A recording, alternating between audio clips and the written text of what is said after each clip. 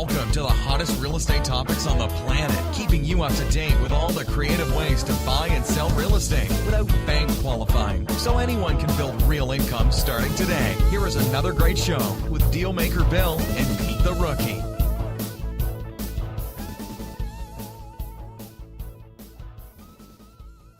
All right, here we are at another episode of Flipping Houses for Rookies. We're on episode 84. 84. And I'm $100 Bill. I'm Naomi, the deal maker. And we have Dollar Kyle on the line here. Yay! Dollar Kyle. So Pete's not with us today. He had some personal things to take care of, and we spoke in great length last night on whether he should change that appointment. And I thought he totally deserved, after 83 shows, Naomi, that he could take a day off. I mean, the last time he took time off, he was flaunting his check in the Bermudas, remember? He had done a deal, and he was flaunting his check. Yes. I'm going to the Bermudas, and I got a lot of money in my checkbook, you remember? Yep. Yeah, Yep. That changed. Yeah. So the money went away, the vacation happened a few months later, and here he is back buying houses again because he realized that wasn't a lot of money. It's back to the grindstone. It's a constant thing, and I think that's something that people, every day, it's a constant outflow. Whether or not you're seeing the results, that action has to be taken. Yes. So. Yeah, we're going to be talking about that today, because what Yes. haven't we done this week or last week? Yes. Make an offer. Hey, I emailed you stuff, but anyway, we'll talk about that. Yeah. All right. So we are not live streaming today because we have some technical difficulties here with our equipment, and Emma is furiously ordering things and running to music stores and trying to get cords, and I'm not sure what happened. We keep adding things. You know, when we first started, it was Pete and I with a laptop on my conference table, and it was just a microphone barely. Wow. Now we got microphones and amps, and there's like 3 computers and televisions and lights and oh my God, it's like being in Hollywood, right? Right. And that's not me. We know that I'm not a Hollywood guy. I know that. I'm real clear on that, but you sort of are, though. Yeah. Whether you realize it or not. Yeah. It's because you don't try to be is what makes it that you are. Exactly. All right, so let me just read to you the headline for today, what the show is about, and what we're going to talk about, and then let's get Kyle involved here, okay? So it's episode 84, and it's called, the name of the show is called Have You a Worry in Real Estate Investing? What do you think, Naomi? Do we hear that a lot? The new guys coming to meet up, right? Yeah. What if? You could remove the word worry on that headline with the word fear. Yes. It would be the same headline, right? Yes. Same title. Have you a fear in real estate investing? It would be the same thing, right? So here's what I wrote for the description, which is where the iTunes guys will see it. And usually we put it on Facebook, but we're not live streaming today. So here we go. Most newcomers worry about real estate investing only because they fear they can't trust their own ability to flip a house without losing time and money. How many times have we heard that, especially at the live? So much. I get it in the support tickets. I get it all the time. Right? So much. But if they could just learn it, they could burn off debt month after month. Mm-hmm. In this podcast, Bill has his 20-year-old college student, Dollar Kyle. Dollar Kyle. We're going to tell you why in a minute we call him Dollar. He dubbed that name himself, but we agree with him because in a minute he'll tell his story. And it takes something to be Dollar Kyle, which people will find out. Yes. This is no small thing. It sounds small, like, oh, $1, what's that? Just wait until you hear what the dollar is. I heard on the radio one time, I was going to work one time or going somewhere to an appointment, and I heard on the radio that they were doing a whole thing, because I listen to a rock and roll station, so it's all old guys, you know. And they were talking about how you get mafia names. And they went through this whole list of mafia names, and mafia names are like given to you. Right. They're not necessarily something you give yourself, and it's because of some characteristic you have. Absolutely. So that's the pre-emphasis on why we called Kyle Dollar Kyle.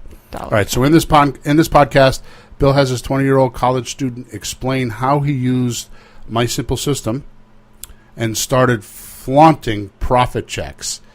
So go ahead, Kyle. Flaunt it. Flaunt it. You were just flashing it around there a few minutes. This is this week's check. So let's see. What does it say?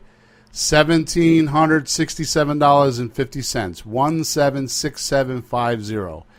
So go ahead, Kyle. Why don't you go ahead and give us some, I guess, timeline or some history of why you're here. So I think it was probably about a year ago today. Not today exactly, but sometime around last winter, going into 2017. I was listening to a lot of podcasts, and I don't think you guys might have just started up, but I started listening to a lot of podcasts and trying to get into real estate investing, and I got on Bigger Pockets, and the kid I was working with for a home builder, he was like, yeah, I got on Bigger Pockets and started doing this, and I started looking at just wholesaling. And I was like, well, this is pretty awesome, and I was like, well, I'll keep listening. I got like 200 episodes in, and then heard on the radio one time, I'm sure everybody's heard it driving around in their car, come join our 2-hour free seminar at a local real estate investing seminar or whatever, and we'll teach you how to flip a house. So I went, and it was the Than Merrill course, and I went with the buddy that I worked with at the time, and then he, at the end, they were like, oh yeah, well, we can charge you, it's normally like $1,200 for a ticket to go to our 3-day boot camp. And I was like, God, I cannot afford that, paying for college and everything. And my buddy was like, well, maybe we could like split it. And then 2 seconds later, the guy said, well, today only, so kind of like a call to action. Today only, we'll do it for $197. We'll give you 2 tickets. So I was like, well, $100, 3 days. Somebody's going to be talking to me about how to flip houses, so I'm going to go do it. It's only $100. It's an investment into my own education. All right, so hang on a second, because I think because we're on Skype, so I think there was a little blurb in there. So it was $1,200, and then he did a call to action, and it was $197 for 3 days. Yeah, and it was like, the typical sales process, like, hey, if you act now, then you can get the deal. So me and my buddy ended up buying into it, and it was like $98, $99. And we went for 3 days, and I learned a lot. And I would probably pay, looking back at it, I would probably pay $1,000 for the amount of information I learned. But I didn't have the coaching experience with it. So in that 3-day boot camp, it was kind of an upsell. So they brought you in and they did a boot camp and taught you how to do it. They just gave you the outlook and like how to start a company and legal process and some tax write-offs and tax benefits of real estate investing.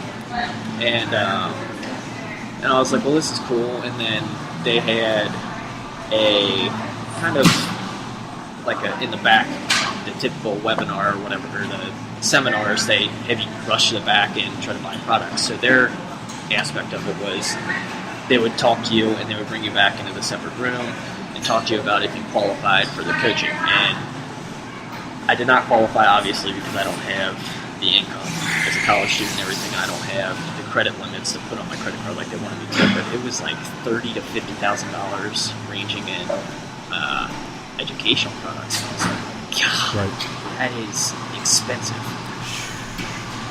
And at the end of that, they eventually talked about, we wrote down goals. And it's like, well, if you were to start today, what would you want to do?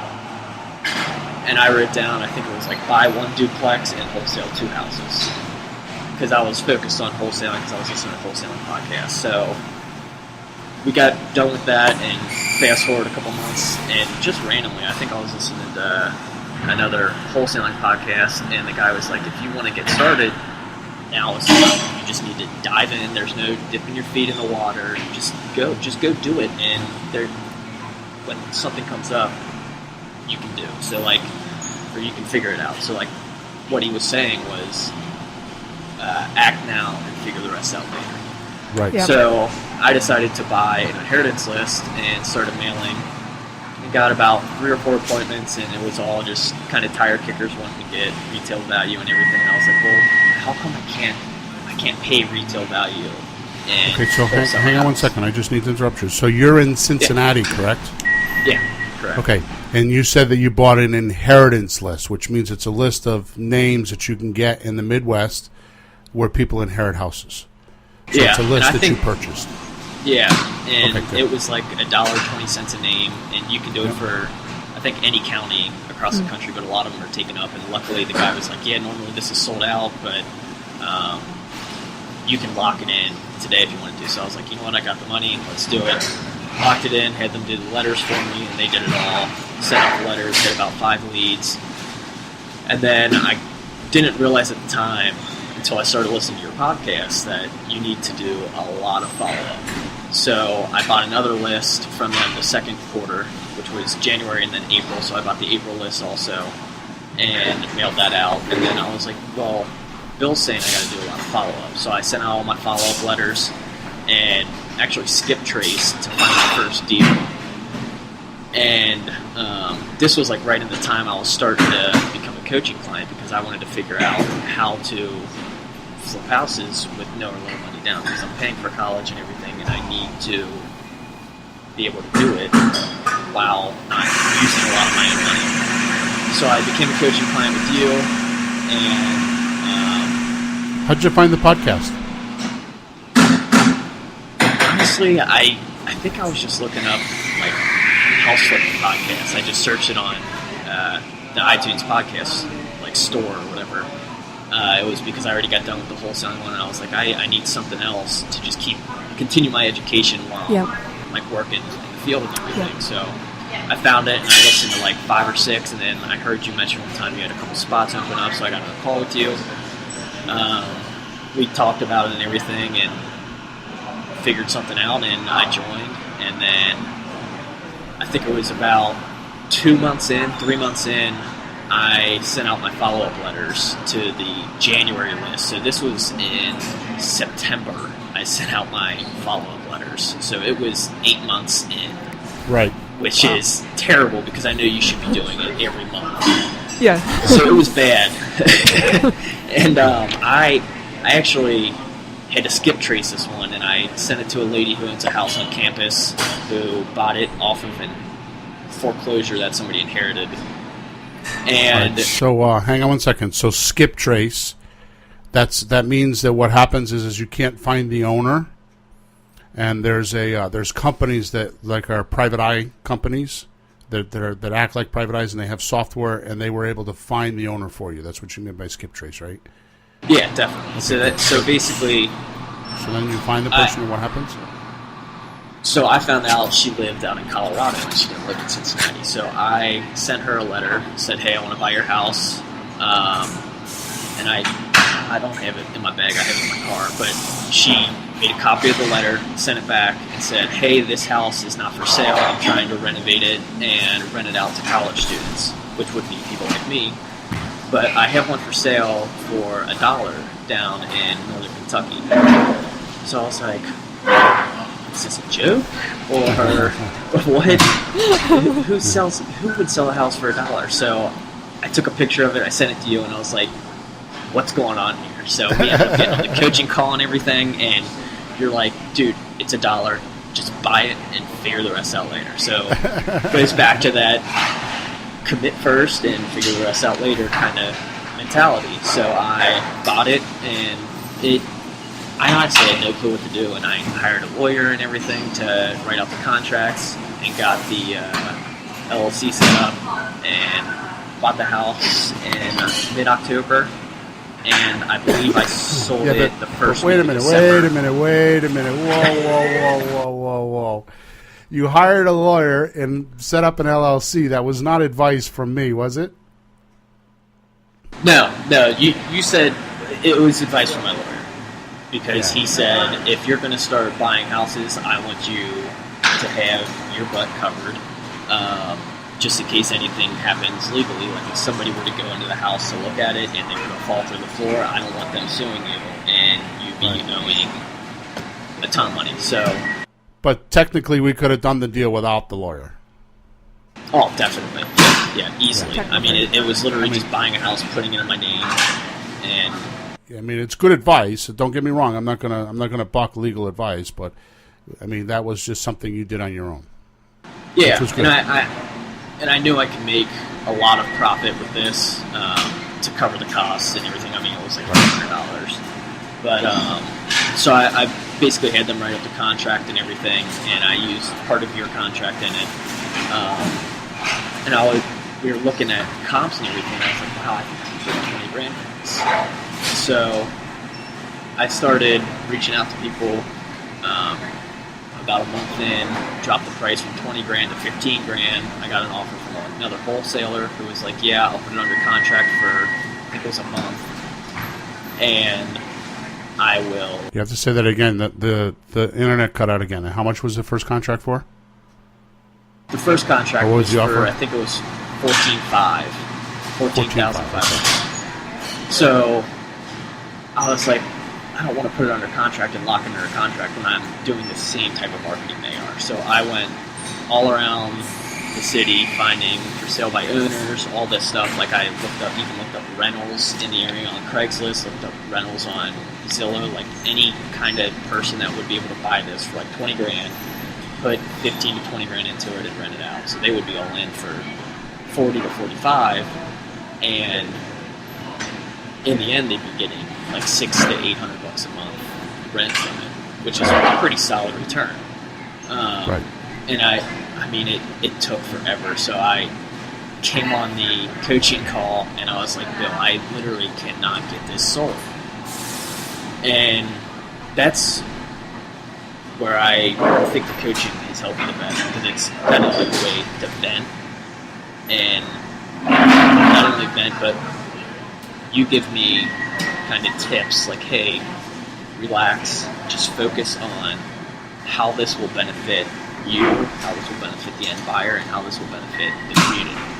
So that's what I've been focusing on recently, obviously, is benefiting other people and helping other people out. But in early December, I ended up selling the house, got it under contract for $13,500, I believe it was, and that was a whole nother conundrum because the guy put it under contract for $13,500. I got an earnest money deposit for $10, which was a mistake, and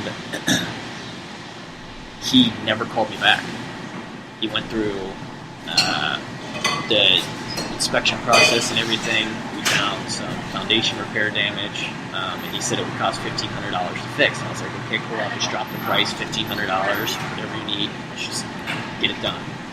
And he just never called back. So I was like, all right, go by a couple weeks. And I was like, all right, the contract expired. I got to do something. This is costing me money. I owe school, and I got to pay that $2,000 by the end of the month so I can start the semester. So I was freaking out.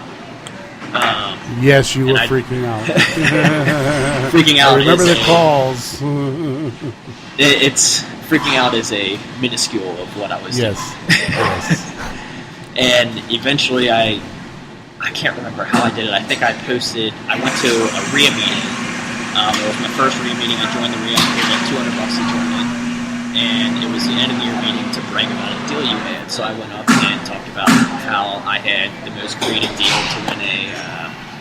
to win a plaque to say most creative deal in 2017. And after that, I posted it on the RIA website, and I had it under contract for, I think, 9.5 literally within 5 hours. Yeah. Wow. So it was insane, just like, because one thing you touched on, Bill, was outflow equals inflow. And the more I realized, the more I put out about the house, like talking about it to anybody I talked about, the more interest I got into it and the more offers I got. So like I had an offer for $8,000, and then the person who ended up buying it called me and was like, hey, I'm going to go check it out, get a lockbox. I was like, yeah, but I have an offer for $8,500. So I told a little white lie. And then they went down and looked at it. 30 minutes later, called me, said, hey, I'll send the contract over for $9,000. Would you be willing to take it? I was like, yeah, can you close within a week? Otherwise, I'd want more. And she said, yeah, let's close like in the next week or two. She's like, is all the title clear? I was like, yeah, I got all the title search done. We can use the same company, blah, blah, blah. And we closed for $9,500, I believe. And I ended up getting a check. I think it was $8,861.76. Just under $8,900. Yeah. So it was right before Christmas. Oh yeah, that was the nicest part. So I paid off school, and another Had a car very I- nice Christmas with your girlfriend. Don't Yeah, forget that part. celebrated a steak dinner at her favorite steak restaurant in the city, which happens to be my favorite now because she kind of introduced me to it, and it was a nice, healthy check. But I realized, like, hey, $8,000 isn't that much money. Like, after you pay the taxes and you pay closing costs and you pay everything in the end, you pay your lawyer off. Because the other deal I had, I mean, we could go into it if you want to, the option deal. I had a lawyer look into it if it was legal or not, because one lawyer told me it was illegal to show a house if I'm not a realtor, but I figured out that there's no case law backing up whatsoever. So I wanted to talk about that in a little length. Yeah.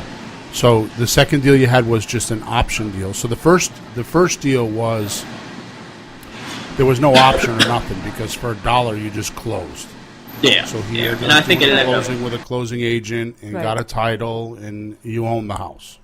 yeah, I think it was like $790 or $792 for buying it and closing it, just because of title insurance and the closing costs and everything for them doing the title search. Right. So But it you was borrowed. Well, yeah. I actually borrowed that from a kid at friend. work. I was like, I don't have, I have $1,000, but I can't spend it on this right now. I was like, if you want, loan me $750, and then I will pay you back. I think I told him $850 Yeah. when I get it closed in a couple months, and ended up doing that. Got it closed, paid him $850. Yeah. So that was pretty cool. It's just Nice. creative thinking. Right. And he made a little money, and I made a lot of money. Right. For what was what was a lot of money for me at the time. So then we go into the option deal, and you Yeah. find a deal, and we'll talk about that in a minute, the deal itself, but he finds an option deal, and he Yeah. calls me up, and he's like, I talked to my attorney, and my attorney says you can't do this in my state. And it took me, I think it took me several weeks to, like, kind of get you off of that, because I'm like, dude, I can't find nothing. I mean, I'm pretty good with that stuff. Yeah. And I'm like, this is not, he's giving you bad advice. Yeah. Yeah. You know, it's an attorney that's just in fear, and we talk about that all the time. all the right? time. Our last podcast was completely on that. Right. Is this legal? So Yeah. so now here Kyle is thinking, okay, who do I believe? Do I believe Bill? Right. Or do I believe the attorney? Right. And he's got a tough decision to make, Yeah. right? So you made So the decision. So I ended up making a decision. So, like you said, I should go find another attorney. So I found another attorney. He looked into it, and it was like $200-something an hour, and it ended up being like $2,000. I was like, shit. Excuse my French. I do not have the money to pay him, so I better. This was in the process of selling the dollar house, so I had no money, and I was like, dude, can you hold off on this for the payment? He's like, yeah, you got a month. I was like, all right, cool. So that's what another stress was at the time with the dollar house, to get it closed so I could pay the attorney. But he looked into it, and he's like, yeah, I mean, you cannot market a house, like you can't show a house to people that you do not own. And it says that in the law, you cannot act like a realtor without having a license. But there's a very gray area, and you can market the contract. So I was like, okay, so I can take pictures of the house, market the pictures, say I'm selling the contract on the house, and he's like, there's no case law like going against whatever you're saying. So I told you that, and you're like, there's no case law, they can't hold it up in court, go, run with it. So I put it under an option agreement. I think I gave her $10, which is a little above my budget. $9 above his budget. You blew the budget by $9. Yeah, so I gave her $10 and put it under contract, and that she had to get out. I think her reason for moving, she wanted to go to Seattle where her son lived. Right. And we put it under contract. I think it was for $48,000. So I had the option to purchase the house for $48,000. Fast forward, Which was at the time you thought a little bit high, right? yeah, I told her, I was like, we can put it out there because I have to make a little bit too. I'm going to market it for 51. You'll get your 48 minus closing costs and your mortgage and everything, so you'll probably get around 40. And I was like, we'll put it out to the market. but I think there's just a lot of deferred maintenance. You've been living in the house for 60-something years. It needs. I mean, you guys have beautiful hardwood floors underneath this carpet, but there's wallpaper everywhere. Like literally, I have never seen that much wallpaper in my life. Layers and layers of wallpaper. So see what he said, Naomi? Just what we do, which is very clever. He's very good at when I give him language like say this, he says it. Nice. So he went back and he said to the client, let's bring it to the market and see what it says. Yeah. So he's got $10 invested in the option agreement. And so what if he brings it to the market and they say it's only worth $30,000? Yeah. Well, let's hear the rest of the story. And it'll prove exactly what we do all the time. It's like we brought it to the market, so you brought it to the market, and what happened? Yeah, and this was in August. And then fast forward, I think it was October, they started calling me. They're like, hey, what have you got going on? And I was like, well, I just bought another house. I'm trying to work on this right now. I'm going to keep marketing. I'm talking to my partner, and I just kept pushing it back so I could get some money to market this house more. And I was just like, yeah, I got to talk to my partner. I'm talking to him on a call tonight, and I basically refer to you as my partner. And I think anybody can say, hey, I got to talk to my partner just to give them some thinking time.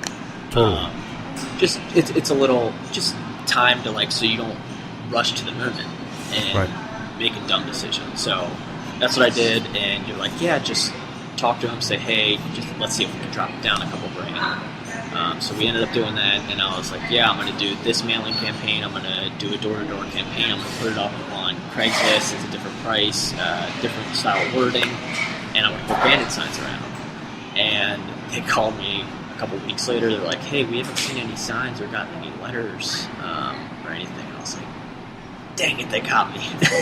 Because I didn't do it yet. Because I was trying to get the money to do it. And I was like, yeah, I know, I'm still waiting on the signs to get in the mail, blah, blah, blah. And they're like, okay, well, we really want to get this figured out. And I started kind of hinting on the lease option agreement. So I was contemplating doing a lease option. I was like, you guys can think about it over the next couple of weeks and see what you think. But I just haven't gotten any calls or any offers, anything above, I think it was $45,000.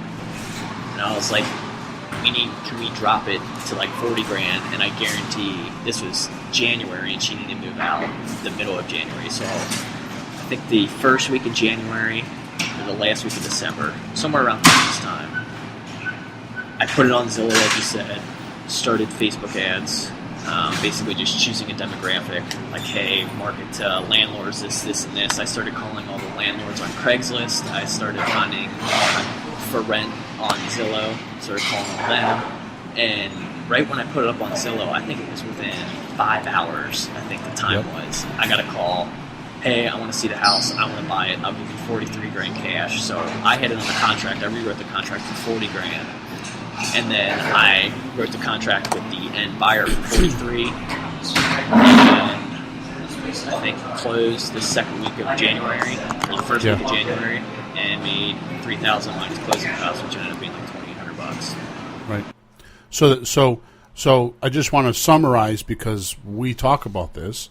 Yeah. Right. So he originally put it on a contract for what, $45,000?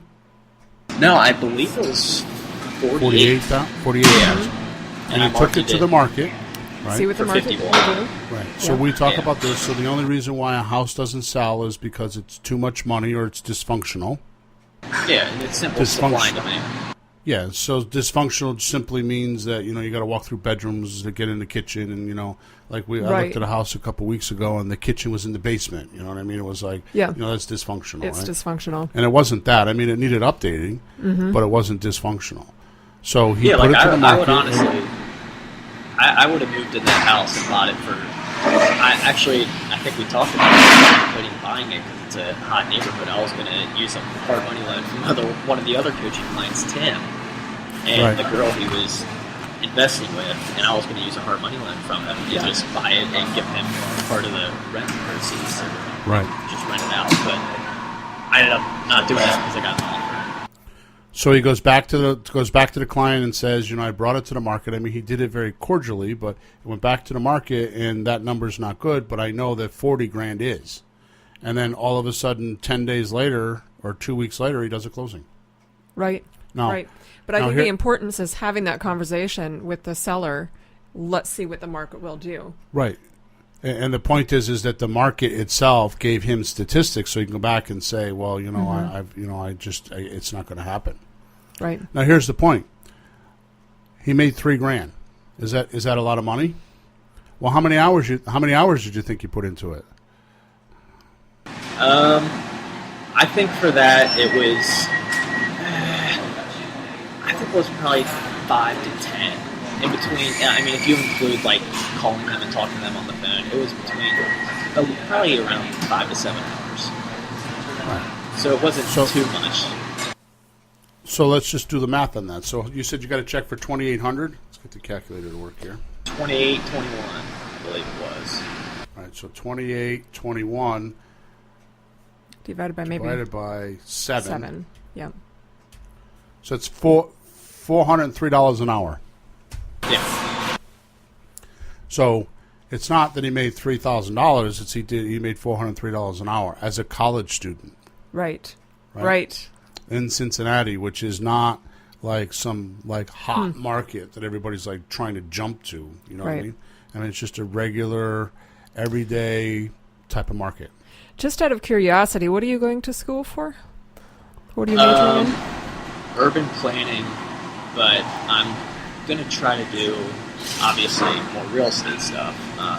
And I've been working for a home builder, and kind of a little background on that. I was going to go into graphic design and didn't make it into school because my ACT score, for some reason, they based on ACT, not your graphic design skills, because trying like not being braggadocious might not be very good. But they based it off the ACT score. I didn't make it in. So my cousin, who was in the urban planning program, which is basically like city planning, city development, economic development, stuff like that. And if I'll do that, it would have been through economic development type stuff through real estate. So like working for a nonprofit or like a home builder or something like that, like a home development. And I wanted to do that, so I started working with home builders, and I was like, I've always wanted to do new build construction, but the processes, like I'm working for the same company I was then, is an internship. And it's like $1 billion company in there. The amount of processes they have in that compared to like what you guys do and what I'm now doing, it's, oh my gosh, it's insane. The amount of just people they have working under them, and like just the processes in general with purchase orders and all that stuff. So I was like, I can't physically, there's such a low market for it, and with millennials coming up and everything, they're trying to look at apartments more. So that's when I started shifting a little more into the real estate, like infill development. I worked for an infill developer, and I was like, yeah, I got a ton of rental properties, and I was like, well, that's pretty cool. And then that's when I started buying letters, when I heard about him, and I worked with him. He was like, yeah, let's buy some letters and send them out to this community. So I was like, I gave him that idea, and I was like, I'm just buy them myself. So that's when I first got started. So I'm like in graphic design, or really urban planning, but the aspect of urban planning, which is basically community development and improving the community, which I enjoy doing. I enjoy seeing the process of, like the house I just bought with that check I showed you guys. That house was burned down. The community is so-so. It's like 100 to 150 grand average house price after repair. And the house was burned down, and it was a stain on the community. I'm like, I want to buy this, and go ahead, a wonderful idea. I'll buy it and flip it and give it away, which was a cool idea. And I considered it, but people weren't answering me and everything, so I ended up not doing that. But so he's 20 years old, Naomi. I know. He's got like the attention span of an ant. I mean, like if it doesn't happen in 3 minutes, a millennial ant. He's like all over it. So let's talk. No offense to you. I mean, I've got kids that are the same way. It's just your generation, and they totally. Oh yeah, I know. I mean, it's just with the phones. Like you can literally like text somebody. It's boom, boom, boom. Right. It's quick, and like I hate the way, because I was trying to partner with Habitat for Humanity on that house that burned down, and I was going to buy it for $1 and flip it, and then give it away for free, and like just plaster my name all over the news and everything, and get famous for it. and just get more marketing business. Let's just back up there. You kind of blurted it out. So we figured this out on a coaching call. That an idea that we had is that you buy the house. Well, the guy was asking like $1,200 or something, which was 1 year's worth of taxes.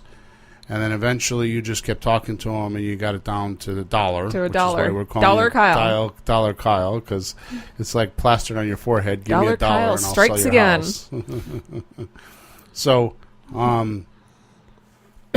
we had suggested that you buy the house and you go raise money for the renovations. Yeah. Right? And do like a crowdfunding and, local businesses, and when you get all done and get Boy Scouts involved and whatever, all the different type of communal type services to help rebuild the house. And when we get all done, give the house away. Right? And you had said that you liked working with some veterans, so we were going to give it to some sort of a veteran. Yeah, and I wanted to do it to a veteran, and basically my idea behind it was first, when I buy the house, drop the taxes significantly, because obviously the house was worth $100,000, like it said, like the auditor site had that. So drop the taxes, and then talk to the school and be like, hey, can you cut all the taxes out of it? Right. Which is right down the street from it. I was like, if you cut all the taxes, I will give this to somebody that has kids, that is probably preferably somebody that, long story short, I have a family member who lives next door to a disabled kid. He's in a wheelchair, and his dad works his butt off. And I was like, I want to give it to somebody like this who goes to this school. Sure. They already had their house paid off and everything, but I wanted to give it to somebody like that so they could go to the school and then get the house for free, but be able to pay a lot more for taxes over the long run for the school. And that was my idea behind it. And the reason why we had talked about it is because you are a 20-year-old guy, and you're starting your business. And my take on it is that you couldn't buy the publicity you were going to get. So it was a perfect way. Some listeners might be thinking, well, what is he going to get out of it if he gives the house away, right? Right. Well, what he gets out of it is he jumpstarts his business, because he's got, just like what I'm doing with him, he's got a great angle. I mean, he's a 20-year-old college kid, and he's flipping real estate, and here he is donating a house, right? They don't know they only paid $1 for it. They just know he's donating a house. Right. And that publicity, on local news, and it will just bring in all kinds of other leads, and that was the reason why we were going to do it.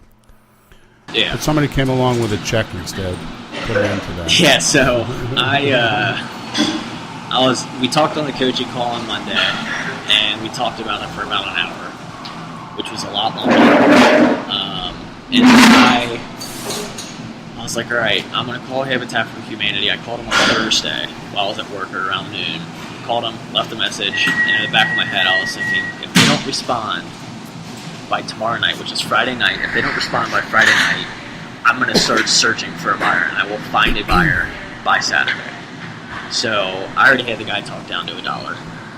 He wanted $15,000 initially. I don't think we mentioned that, but then I talked him down to $1,200, and then I got a contractor in there, and it was like, hey, it's going to be $124,000 to repair this, which is a lot of money, and I can't make any money doing it. It's a lot.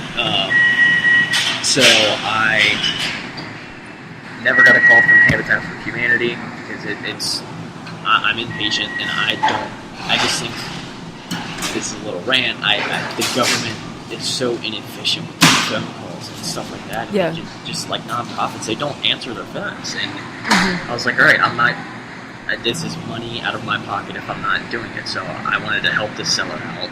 And that was my main goal, because they were back on taxes. They had a house that Cleves wanted them to tear down, which would have cost them $15,000.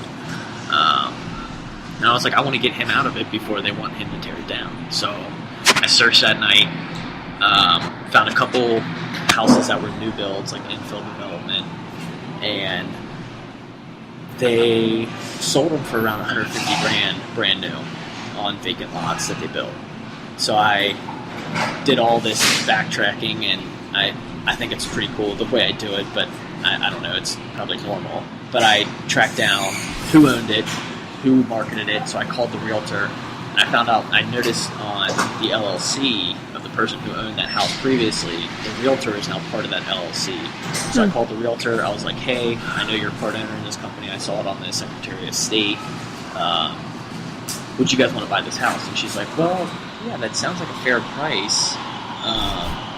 Let me put you in contact with my partner. So I called him, and I was like, yeah, I got this house. I can get it dirt cheap. And he's like, oh, the burnt down one. I was like, yeah. He's like, are you buying that for $15,000? I was like, no, I'm buying it for $1, and I'm going to sell it to you for $5,000, just for my marketing and everything, for doing the work to get it. Absolutely. Yeah.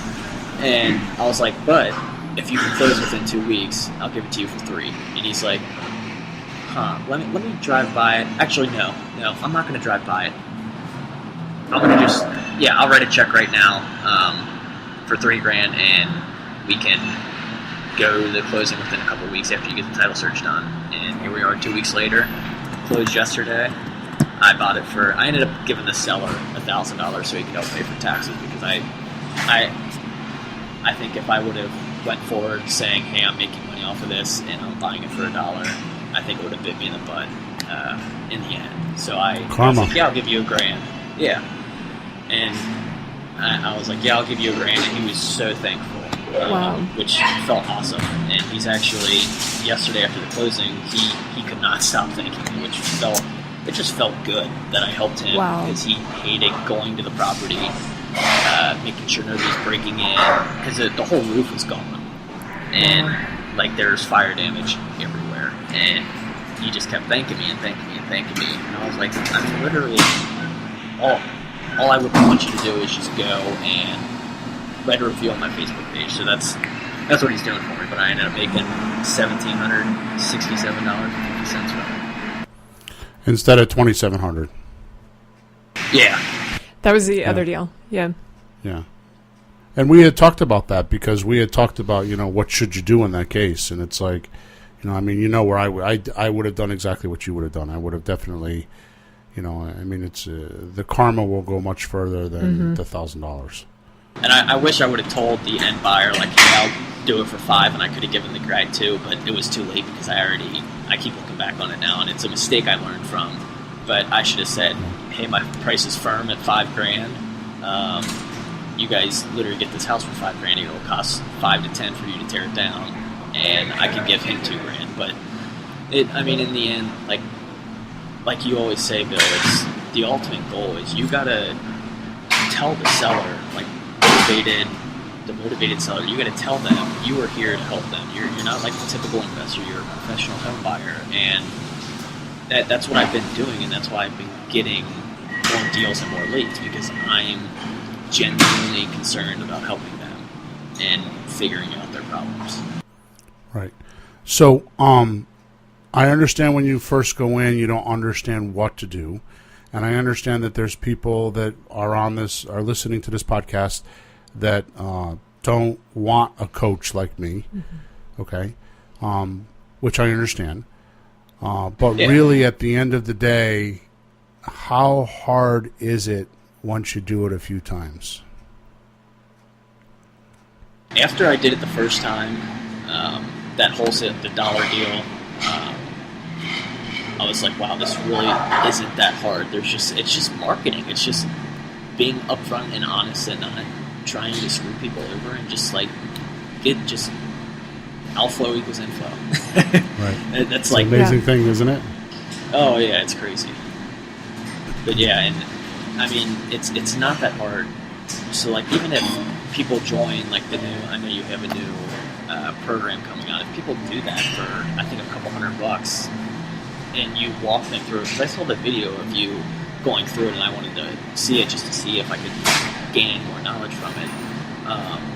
It's just step by step. Don't get an offer from a seller and say you're buying a $100,000 house for $40,000. Don't be like, oh my gosh, what do I do? How I need to find a buyer with this, and just start freaking out. Just get the house under contract, put a low earnest money deposit down, so your butt's covered a little bit if you're worried about money,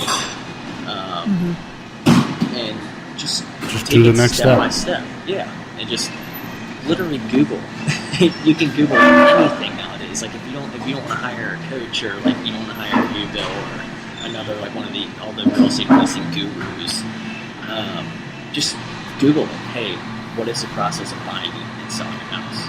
And it's all over Google. It's not hard. Yeah. Yeah. So the only thing that I bring to the table is I keep I attempt to make sure you know what's coming down the road, and keep you from hitting those potholes. You know what I mean? And that's the biggest thing that I bring to the table. And security. Mm-hmm. I mean, there was a few times where you just were like off the wall. Like, what do I do? And we have a conversation for 20 minutes or a half an hour or whatever it was, and you totally calm down, and then you change your mindset so that you can actually go do the next step. And that's it's that, and then also like my biggest thing is when I was contemplating joining like a coaching program, it was, hey, I could go find a house, maybe make a couple grand, or possibly lose money trying to do it on my own, or I could pay Bill whatever the price is per month, and like do it step by step and have him hold my hand so I don't make the mistakes that he made. So that was my, so like I think about it, my kind of reference to it is like professional athletes like Tom Brady and the ultimate greats and like Michael Jordan, they have people coaching them. And right. It's for, they're coaching them not because they know more or they're better than it, it's because they see it from a different perspective. So like when somebody's out on the field or out on the court, they're doing this wrong and they can't see it, but they know they're doing something wrong and the coach can spot it. And I think that's what you do, and that's why I thought I saw a huge benefit to it. Thank you. So just because you brought it up, I guess we'll just do this now. I wasn't planning on this, but the course is done. I finished it last week. Nice. So the course I've been talking about that everybody's been asking about is done. We haven't started any marketing. I have a meeting with my marketing guys on Friday morning on how we're going to launch it. But if somebody is listening to this podcast, you can go to flippinghousesforrookies.com. It's flippinghousesforrookies.com. And on the top right-hand side of the page, it says courses. And just click on there. It's called How to Buy Real Estate Without a Loan. It is at a what I call a beta price right now. We are going to release it. It's $297, which is like, that's great. Yeah, it's a steal. I mean, of course, I'm going to say that because it's my course. But when you go in there and see what Kyle's talking about, we actually have actually the sales page is there. There's a video that goes through the whole thing so you can see what you're getting. It's not a long sales page. I just did it in a video, but it explains just what Kyle's saying. Minimally, if you just watch the video, you can see what the steps are. There's, I think, 30-something videos, and all my paperwork's in there, everything, all my selling paperwork, all my buying paperwork, everything that Kyle's talking about is there. Wow. So the type of deals that he's doing is exactly what the course is designed to teach you how to do.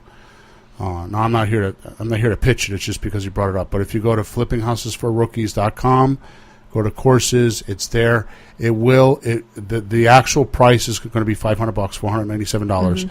I'm going to release it to my coaching clients and my email list, just because they've been with me. And then once I feel after a couple weeks of doing that, the price will automatically elevate. So if you want to take advantage of it for the next couple weeks, it's going to be there for that price.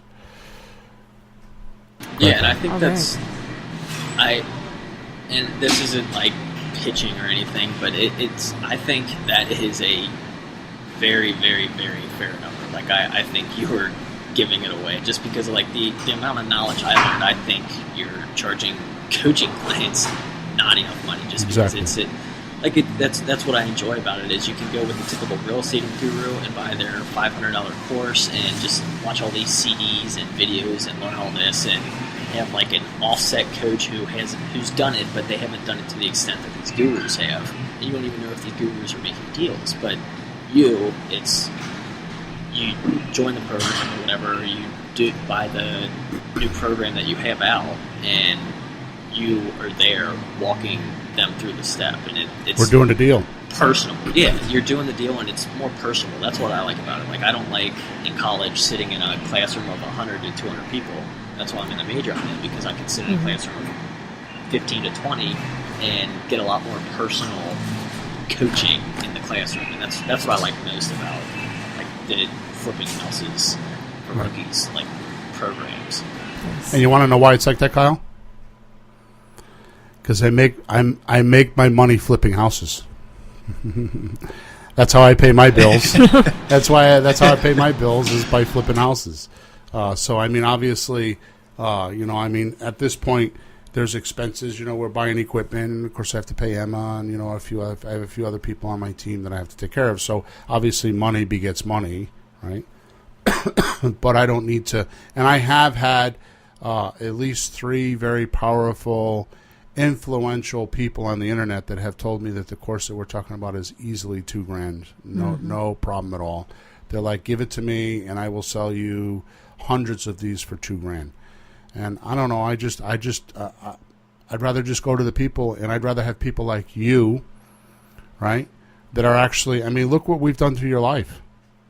Oh, it's crazy. Yes. I've paid for college. It's nice. Right. It's just not freedom yet, obviously, but it's a little subtle hint of it. It's like, hey, this is what it could be if you dedicate all your time to it. Opening your mind, completely new pathways. Oh yeah. And you're not dedicating all your time because you have a job and you go to college. Yeah, I mean, I'm working, and that's another point I wanted to touch on is what stinks about it is I can't do online classes, and I have to be in the classroom. So I'm spending 15 hours a week that I could be spending on trying to flip houses, and then I'm also working 40 hours a week at my company. So I'm literally, it's an internship, and I think it's not legal in Ohio to be working over 30 hours while you're in school, but I'm doing it anyway because I don't think they should tell me how much I can work. But sure. I'm working 40 hours a week. I'm taking, I was working on a job before we got on the call. It's just constantly working, and if I get a 15-minute lunch break at work, 20-minute lunch break, I'll call 2 people and on using your FSBO script that you have on the site and try to get some deals. And I have a couple leads. I'm meeting with somebody on Saturday, and it's just output. Just as long as you just take the step. It's not hard, and it does not take a lot of time. Like, if you think your time is valuable, and my biggest pet peeve is when people say, "Oh, I don't have enough time." I was just going to say that. So the soccer mom, or the guy that's working in the executive, it doesn't have to be that way. Yeah, and I this isn't everybody, but I wake up at 4 a.m., 10 till 4. I was waking up at 10 till 4. Now it's pushed back to around 5 because of school and everything, staying up later. But I wake up in the butt crack of dawn, go to the gym, and then come home, and I write out what I need to do for the day. I do a little time blocking, and hey, I need to call FSBOs at 11:30 while I'm on my lunch break. I need to do this, I need to do this, and it's just wake up an hour earlier and just figure out what you're going to do. Get your work an hour earlier, leave an hour earlier, so then you have the opportunity to get to work an hour earlier and take a whole hour lunch break and just call people.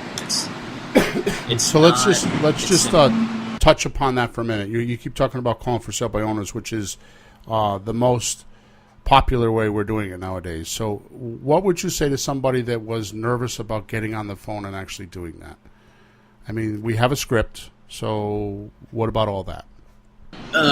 So I think we talked about this. I've gotten a little rusty because I've been doing deals and I haven't been on the phones as much calling, which is. And we also do direct mail and signs too, which you've done some of that too, right? Yeah, and that's how I've gotten all my deals. Other than the house fire I found on Zillow, it was actually my first call I made to get a deal from. But it's just my biggest pet peeve I've actually been doing now. I've been making the excuse I don't have enough time just because since school started and all that, and it's just like if you set aside 15 to 30 minutes in the day, and you can just try to maximize that time, call 2 to 10 people. I think our numbers, my numbers at least, I have a lead for every 4 to 5 callers.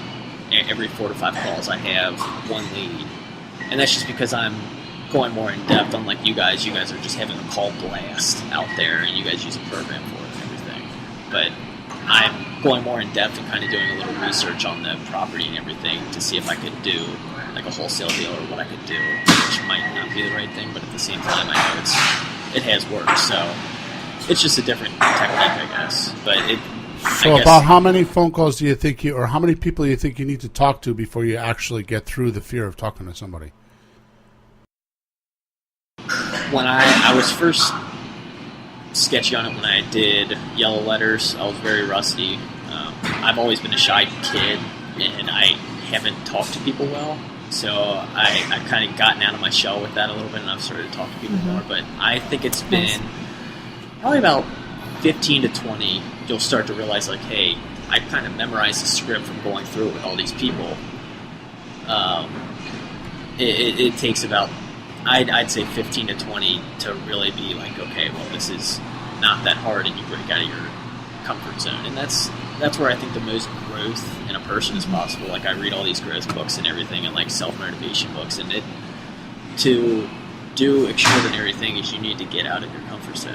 And that's what I've started to do. And you say it all the time, Bill. That's what I started to do, because it's improved my life, trying to get out of my comfort zone and trying to stay uncomfortable. Yeah, when I first started with Pete, I had Pete call FSBOs, and I had him call about 50. But that was a little bit excessive. I think you're right. I think it's somewhere, between that 10 and 20 range, 15, 18 phone calls. Nowadays, it's a little bit different because I had Pete calling for sale by owners, and we didn't have the script. I mean, Naomi's had a huge part of that because Naomi's she's a phone monster. You know what I mean? It's the only time it's ever happened to me in my life. We get in the car, and usually it's, I'll have somebody with me in the car. We're going to look at it, and I'm on the phone, and the other person's just like sitting there. It's exactly opposite when I'm with her. I don't use my phone when I'm in the car with her, and she's on the phone the entire time. She's either texting or whatever.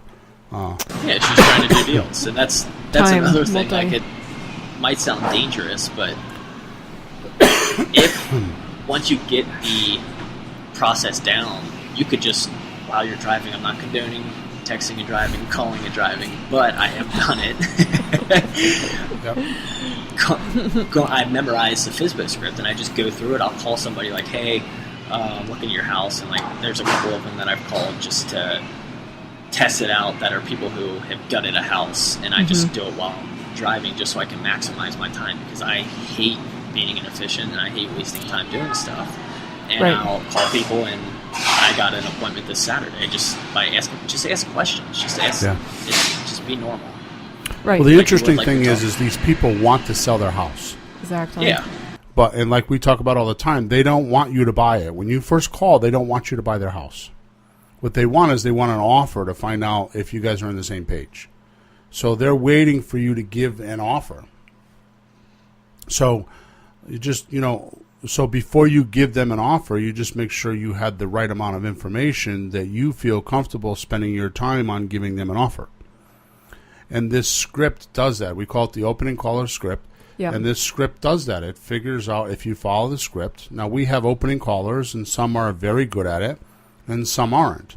Now, the script hasn't changed. It's what the person injects into the script that makes a difference. It's their attitude. Yeah. Absolutely. Like some people, if they're just robotic about it and just read it, even if it sounds like they're reading it, they'll do better, if they were to go, oh, my name is Bill.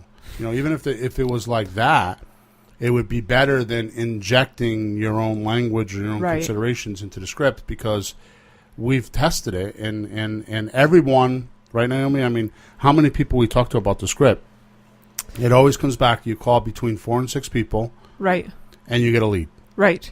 And part of it is they just need to do it. Yeah. It's that simple. And, I deal with a lot of the opening callers, and a lot of them are so afraid, and so it's almost like I have to do this psychology with them, like, what are you afraid of? They want to sell a house. They want have you it to for call. sale, so we're asking them if they want to.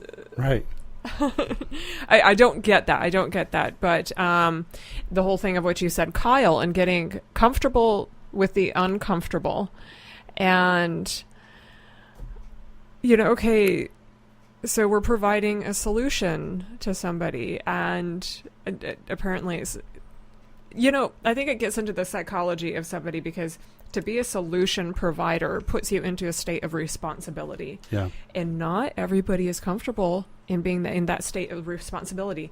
They think they are. Kind of like there was at the last meetup, Bill asked, how many people, if you had all the money in the world, you were independently wealthy, what would you do with that money? And people were saying, I'd be involved in this charity, I'd be doing this thing, I would, so on and so forth. And I told Bill afterwards, I said, they're all lying. Because if that was really the case, they wouldn't wait until they got money. You don't need to have money to be involved in a charity. Exactly. Yeah. You can donate 5 hours, 10 hours of your day. At some of the worst points in my life, I was volunteering for a mission, and I had no money. I was in a horrible state. But, so these folks, if they really, really wanted to do that, they would just do it. But the thing is people are scared with being in a position of responsibility. Right. And that's some deep psychological things maybe So for a different... my take on it is the reason why people don't make phone calls is they're afraid that they might say yes. That's the biggest reason why I find the students don't make phone Fear calls. of success. They might say yes, Fear and of then they're success. like, well, what do I do now? Oh, Which I might is- get some... And that Which is exactly why I just put this course together, because it handles all that. I mean, it does everything. There is not anything untouched. I got one document in there, and it cost me $6,000 to make Wow. it. One document. Wow. One document on selling a house. I mean, all the lease agreements in there, the option agreement, there's nothing unleft. There's no secrets. There's no, and it's because of just what I'm saying.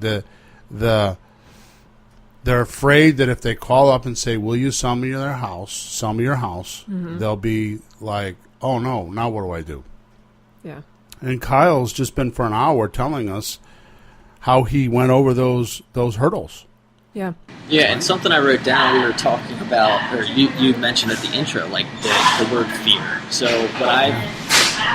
it's a little psychological, like Naomi was going to, but the word fear, I have an acronym for it. It's false events appearing real.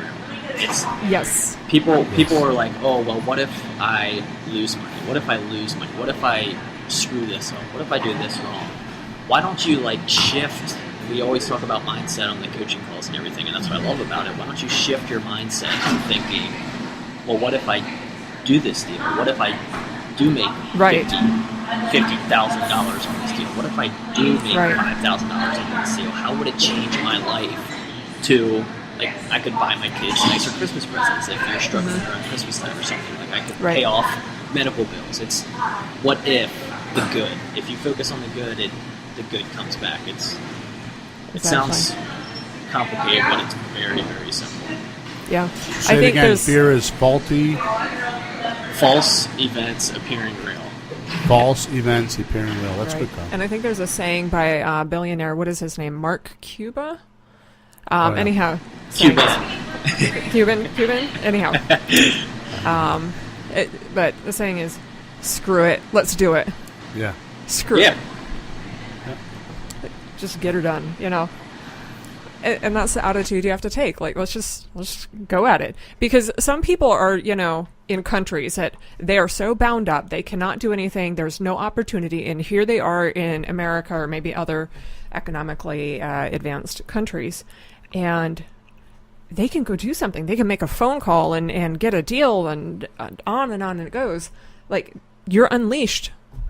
Go do it. Yeah, so I have the little Alexa app, or the Alexa little dot, and I have a daily flash briefing, and it's every day I have Gary Vaynerchuk come on, and it's kind of like a motivational type thing, and he was talking the other day on one, and he was like, the chances of you becoming a human are less likely than you winning the lottery. And then on top of that, the chances of you living in America and having the opportunity to go out and just if you're not taking advantage of that, you are squandering everything. Massive. Yeah. Just the chances of you actually being a human in America, or like a country that has the freedom to go out and do things, are slim to none, and you're wasting that. Like, think about somebody in a different country, like a third world country, that can't actually have the advantage to take.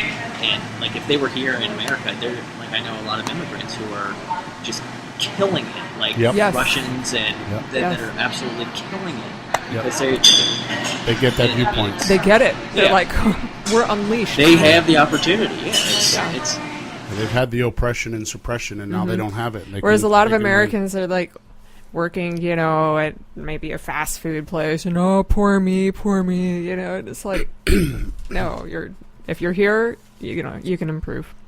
Yeah, if you're working at a fast food place, just, hey, what can I do to improve my life here? Try to learn everything about the business, so eventually you can go manage one of those fast food companies, or own one of them. Work your way up. All right, Kyle. So thank you very much for being with us. I'm going to wind up now. Thank you, guys. So we're well over our hour.